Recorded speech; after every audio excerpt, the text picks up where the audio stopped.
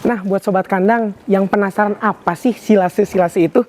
Jadi silase ini merupakan hijauan yang difermentasi secara anaerob atau kedap udara dalam suatu wadah yang kedap udara juga bisa menggunakan tong, silo bag atau silo karung. Kenapa sih di EFF pakai silase? Karena kita ingin kualitas dan kuantitas pakan selalu tersedia. Yang mana kita menggunakan jerami jagung yang ketersediaannya melimpah nih sobat.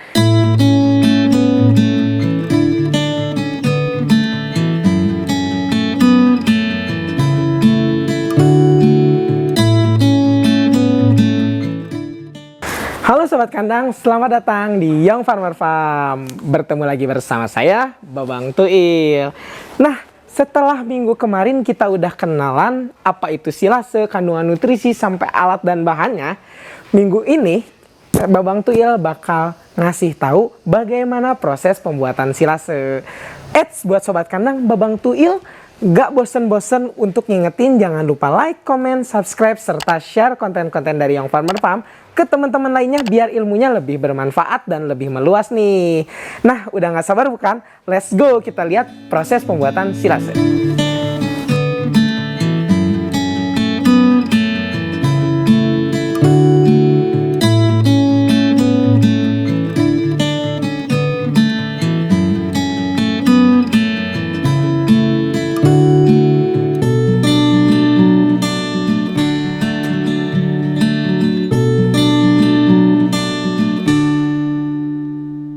Nah, bagaimana proses pembuatan silase? Yang pertama, kita harus menyiapkan palet dulu untuk alas silo bag karungnya. Yang mana palet ini agar silo aman dari air dan juga lembab. Setelah dialasi oleh palet, kita tempatkan silo karung di atasnya. Lalu hijauan jerami jagung kita chopper atau kita cacah dengan ukuran sekitar 5 cm. Kenapa harus dicacah? Agar proses fermentasi lebih cepat dan juga berhasil, serta domba makannya lebih mudah nih sob. Selanjutnya, setelah dicacah, kita diamkan dulu hasil cacahan selama 1-2 jam agar kadar air menguap. Karena salah satu persyaratan silase itu kadar airnya harus 40-60%. Kenapa? Karena ketika kadar airnya terlalu tinggi, silase akan menjadi busuk. Nah, setelah didiamkan, lalu kita sekop dan masukkan hasil cacahan ke dalam ember. Setelah dari ember, baru masuk ke dalam silo karung atau silo bag. Nah, tapi bisa kok kalau misalnya sobat kandang pengen masukin langsung hasil cacahan menggunakan sekop ke dalam karung. Nah, setelah dimasukkan dan diinjak-injak sampai 1 layer, jangan lupa untuk ditaburi 1 genggam dedak aromatik nih. Kita taburi di atasnya, kita injak-injak lagi, lalu masukkan lagi sampai ada sekitar 1 layer yaitu 30 sentian. Yang mana terus layer taburi sampai full silasenya. Setelah full, jangan lupa di bagian atas juga kita taburi lagi yang lebih banyak nih dedak aromatiknya agar proses fermentasinya lebih cepat dan juga hasil dari silase lebih baik. Setelah selesai full 1 silo, kita ikat dan juga pastikan kedap udara serta aman dari hujan dan juga air. Nah, biasanya dalam 1 kali pembuatan silase kita kedatangan 5-6 ton jerami jagung nih sob. Yang mana 5-6 ton jerami jagung ini hanya membutuhkan 4 orang, yaitu 1 orang bagian nyopper, 1 orang lagi bagian nyekop hasil chopperan, 1 orang untuk naikin hasil chopperan ke dalam silo bag, dan 1 orang lagi untuk menginjak-injak silo gitu. Nah, jerami jagung 5-6 ton ini dengan cukup hanya 4 orang memerlukan waktu 2-3 hari dalam proses pembuatan silasenya nih sob.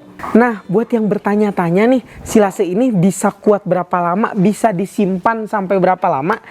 Jadi ketika proses pembuatannya benar dan memastikan bahwa kedap udara dan tidak ada udara yang masuk ke dalam silo tidak bocor dan tidak rusak, pastinya silase ini bisa kuat sampai bertahun-tahun nih, 1 tahun lebih bahkan gitu.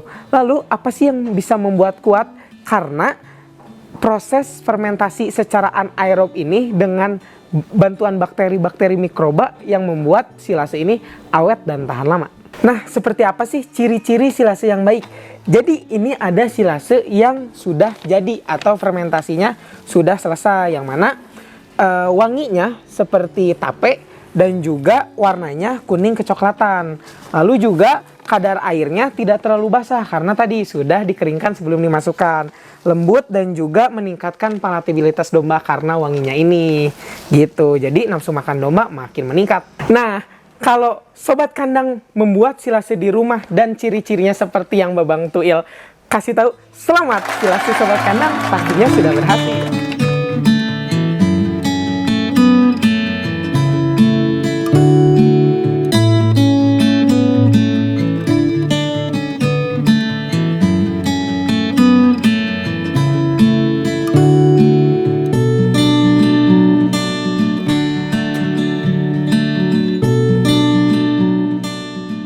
Jadi, faktor-faktor atau poin-poin penting yang harus sobat kandang perhatikan dalam proses pembuatan silase. Pertama, harus dicacah sampai ukuran 3-5 cm karena itu meningkatkan faktor keberhasilan dalam fermentasi dan juga mempermudah domba makan. Lalu juga alasi silo bake dengan menggunakan palet agar terhindar dari lembab dan juga air. Selanjutnya, diamkan terlebih dahulu hasil chopperan selama 1-2 jam agar kadar airnya menguap sehingga tidak terlalu banyak nih kadar airnya. Selanjutnya, injak hasil chopperan setelah dimasukkan ke dalam silo yang padat ya, agar kapasitas dari silasenya makin banyak dan juga udaranya tidak ada yang masuk. Dan terakhir, diikat untuk memastikan tidak ada lagi udara yang masuk dan silo kedap udara sehingga keadaan anaerob. Nah, buat sobat kandang, makasih banyak udah nemenin Babang Tuil jalan-jalan melihat proses pembuatan silase. Selanjutnya mau bahas apa? Jangan lupa tulis di kolom komentar. Maju terus peternak Indonesia, bangga menjadi peternak Indonesia.